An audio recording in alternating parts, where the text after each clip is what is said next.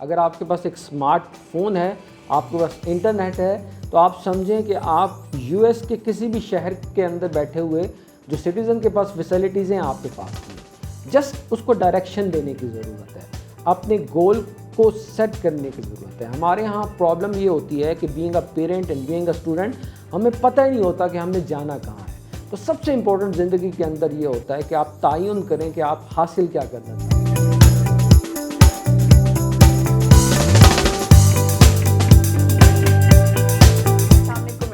मैं हूं आपकी होस्ट मोफिया मलिक। हम और आप विद PNY के एक न्यू शो के साथ। जैसा कि आप सब लोग जानते हैं, PNY एक ऐसा इदारा है जहां हम हज़ारों की तादाद में स्टूडेंट्स को डिफरेंट स्किल सिखाते हैं ताकि वो अपनी पर्सनल लाइफ, अपनी प्रोफेशनल लाइफ के साथ साथ अपनी फाइनेंस को भी बेहतर बना सकें।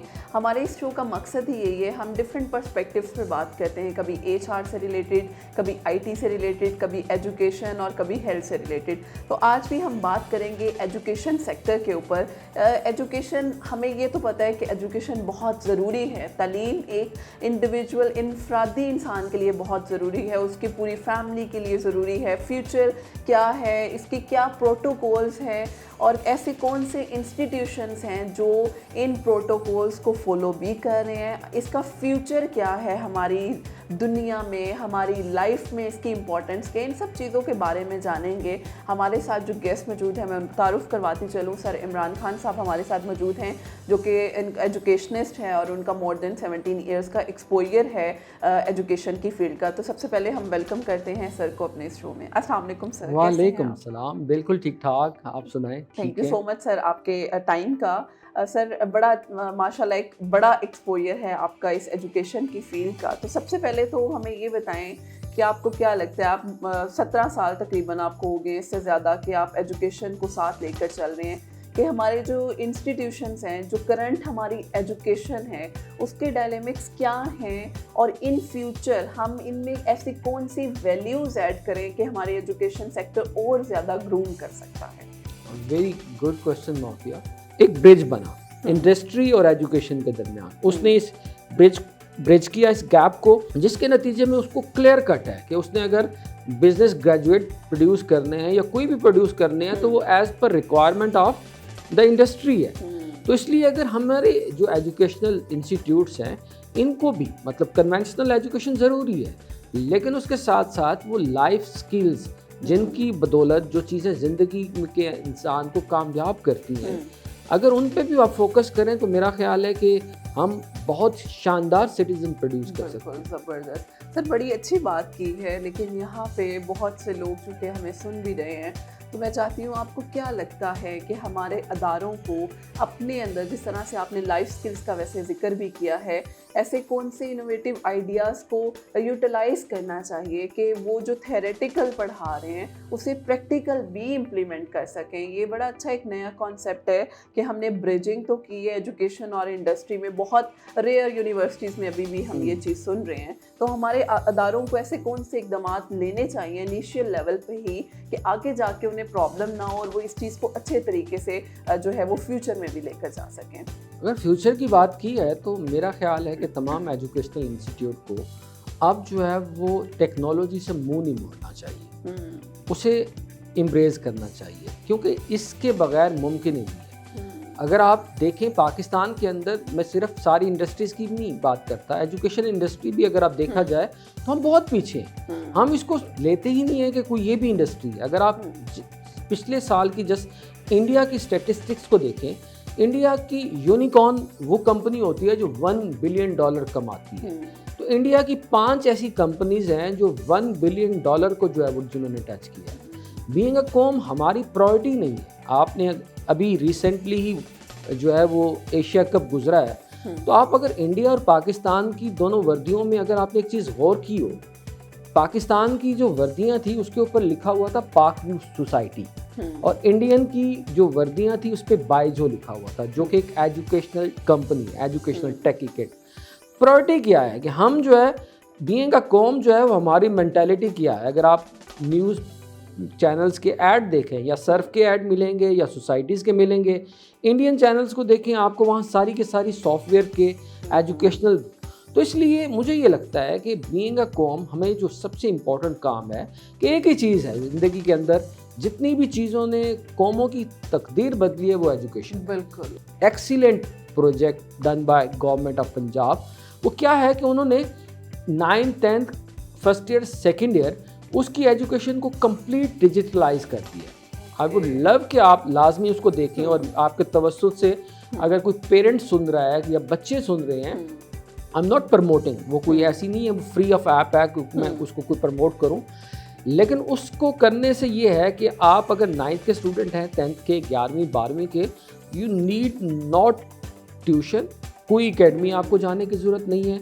ना सिर्फ क्वालिटी लेक्चर्स वहाँ मौजूद हैं, बल्कि assessment, parents corner, each and everything that is very important and excellent project done by, कहते हैं ना देर हुई लेकिन फिर भी किसी हद तक मैं बहुत खुश हुआ जब मैंने उसको गो थ्रू किया, क्योंकि कहते हैं ना जब तक आप खुद सेटिस्फाई ना हो आपको रिकमेंड नहीं करना चाहिए। मैंने 5-10 घंटे उसको देखा, उनके लेक्चर्स को, मुख्तलिफ को, तो मैं यहाँ लाजमी अपने पेरेंट्स को रिकमेंड करूँगा। आजकल इन्फ्लेशन है, हर बंदा परेशान है, एकेडमीज में अगर आपके 3 बच्चे हैं 10-10 हज़ार दे रहे हैं तो 30,000 है, तो क्यों आपने जस्ट करना क्या है कि अपने बच्चों का एक टाइम टेबल बनाएं, उनको, चाहे मोबाइल है आपके पास, चाहे लैपटॉप है, कुछ भी है, आप उनकी निगरानी करें और आपकी इन ट्यूशन से और एकेडमी से जान छूट जाए। तो ये एक एग्जाम्पल है टेक्नोलॉजी की, कि टेक्नोलॉजी कैन रिप्लेस एवरीथिंग। और मेरा ख्याल है इस चीज़ को एक्सेप्ट करना भी बड़ा ज़रूरी है कि अगर हमारे इंस्टीट्यूशंस, हमारी पेरेंट्स और हमारे जो असातिज़ा लेकर चल रहे हैं वो इन चीज़ों को एक्सेप्ट करके अपनी ग्रूमिंग के साथ साथ बच्चों के साथ काम करें तो वो ज़्यादा हेल्पफुल है। तो सर इसमें एक और चीज़ है, ये हमने बात की कि अदारों का एक अपना रोल है, टीचर्स का एक अपना रोल है, अब यहाँ एक फैमिली का रोल भी मेरा ख्याल है बड़ा ज़रूरी है।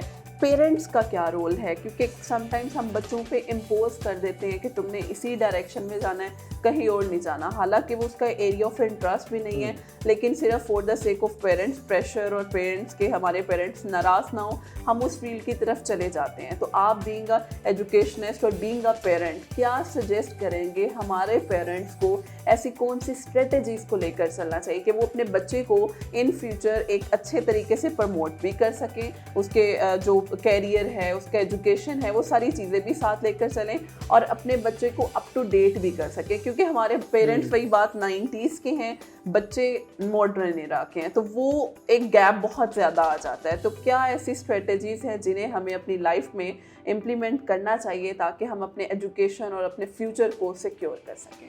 अनफॉर्चुनेटली पाकिस्तान के अंदर एक बहुत बड़ा गैप है, वो है करियर काउंसलिंग की फुकदान का। हमारे यहाँ यूथ को तो बिल्कुल बताया ही नहीं जाता। मैं यूथ क्या, हमारे पेरेंट्स को ही नहीं पता कि फ्यूचर के अंदर जो है वो किस चीज़ का स्कोप है।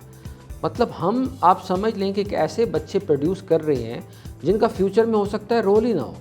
जैसे अगर मैं अक्सर एग्जांपल प्लग की देता हूँ कि हम ऐसे बच्चे प्रोड्यूस कर रहे हैं जो 2 जिनके प्लग हैं, लेकिन जो फ्यूचर के अंदर जो सॉकेट्स हैं वो 3 वाली हैं, वो बच्चे वहाँ फिट ही नहीं होंगे। तो इसलिए यहाँ बड़ा इंपॉर्टेंट रोल है कि हमें ये जानना पड़ेगा पेरेंट्स को कि चीज़ें बदल गई हैं, जितनी तेज़ी के साथ दुनिया बदल रही है, हर 5 साल के बाद कोई स्किल्स आप जब सीखते हैं तो वो ऑब्सलीट हो जाती है। आज भी अगर आप सर्वे करें कॉमन पेरेंट्स को तो उनसे पूछें कि क्या आप बच्चे को बनाना चाहेंगे, तो आज भी वो कहेंगे कि डॉक्टर और इंजीनियर। उनको पता ही नहीं है कि अब दुनिया के अंदर कितने शोबे जो है वो आ चुके हैं। तो यहाँ सर एक चीज़ मैं भी ऐड करूँगी, आपने बड़ी अच्छी बात की है। हमारे पेरेंट्स क्या करते हैं, वो जो अपनी महरूमियाँ हैं वो कोशिश करते हैं हमारे साथ अगर ऐसा हुआ है हम भी बच्चों के साथ वही करें, अगर हमें ये चीज़ नहीं मिली तो हम इसको क्यों वो माहौल दें। तो इस चीज़ पे सर ने भी बड़ी अच्छी बात की है कि खुदारा अपने आप को उनके साथ कंपैरिजन में ना लेकर जाएं, अपने बच्चे को एक इनोवेटिव आइडिया के साथ आगे लेकर चलें। सर बड़ा अच्छा लगा आपसे बात करके, और टाइम हमारे पास थोड़ा कम होता है, लेकिन लास्ट ही मैं चाहूँगी कोई ऐसा मैसेज जो स्पेशली आप हमारे ऑडियंस के साथ शेयर करना चाहें। ऑडियंस के लिए ये बड़ा शानदार मेरा पैगाम है कि आजकल की इस दुनिया में जो हम रह रहे हैं इसको आप मिरेकल वर्ल्ड कह सकते हैं। यहाँ हर चीज़ पॉसिबल है, जो कुछ आप सोच सकते हैं आजकल आपके पास वो ऑप्शन मौजूद है। अगर आपके पास एक स्मार्टफोन है, आपके पास इंटरनेट है, तो आप समझें कि आप यूएस के किसी भी शहर के अंदर बैठे हुए जो सिटीज़न के पास फैसिलिटीज़ हैं आपके पास भी। जस्ट उसको डायरेक्शन देने की ज़रूरत है, अपने गोल को सेट करने की ज़रूरत है। हमारे यहाँ प्रॉब्लम ये होती है कि being a parent and being a student हमें पता ही नहीं होता कि हमने जाना कहाँ है। तो सबसे इम्पोर्टेंट ज़िंदगी के अंदर ये होता है कि आप तयन करें कि आप हासिल क्या करना चाहते हैं। Thank you so much sir, बड़ा अच्छा मैसेज था और मैं उम्मीद करती हूँ आपको बहुत कुछ सीखने को मिला होगा। आप यकीन जाने मुझे बहुत कुछ सीखने को मिलता है इस सेशन से। तो आप लोग तो फिर हमारी बातों को बहुत फोकस्ड होकर सुनते हैं, तो आपको कुछ ना कुछ ऐसे लर्निंग पॉइंट लास्ट में मिलेंगे। तो ये एक बड़ा इम्पॉर्टेंट है कि एजुकेशन बहुत ज़रूरी है हर एक इनफरादी इंसान के लिए। तो उम्मीद करते हैं इंशाल्लाह फिर हाजिर होंगे एक नए सेशन के साथ। अपना ख्याल रखिएगा। अल्लाह हाफ़िज़।